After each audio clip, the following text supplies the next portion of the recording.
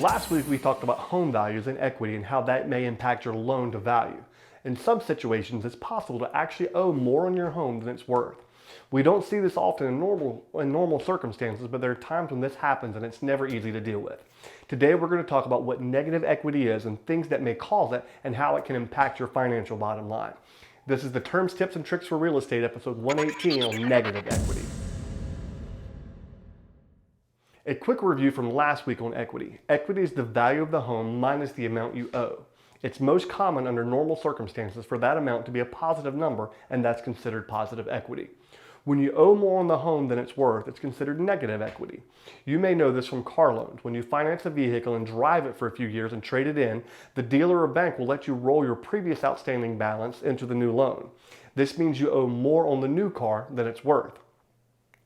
It's easy to get upside down in car loans, but not so common in mortgages. If you take out huge amounts of equity for improvements, or worse, a fancy vacation or furniture, you impact your overall equity greatly. You now owe money on the house and the other items and holding your home hostage as collateral. If home values drop, it's rare but possible, or you need to sell quickly, you may find there's not enough equity in the home to satisfy the mortgage, and you'll have to provide cash at closing to not end up short.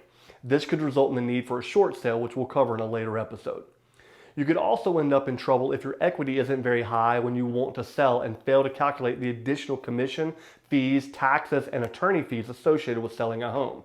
If there's no equity, you won't have enough money to cover the cost of closing, and you're going to have to bring cash. If it's for these reasons, banks require an appraisal. They want to ensure they aren't loaning more on the property than they can get out if you default on your loan.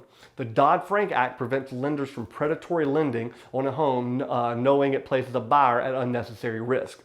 We always suggest having a down payment and structuring your offer so you move into a home with instant equity. It's a hedge against bad situations that you can't plan for. 10% or more should give you enough equity for breathing room in case tragedy strikes. Until next time, I'm Chris Whitehurst. Welcome home.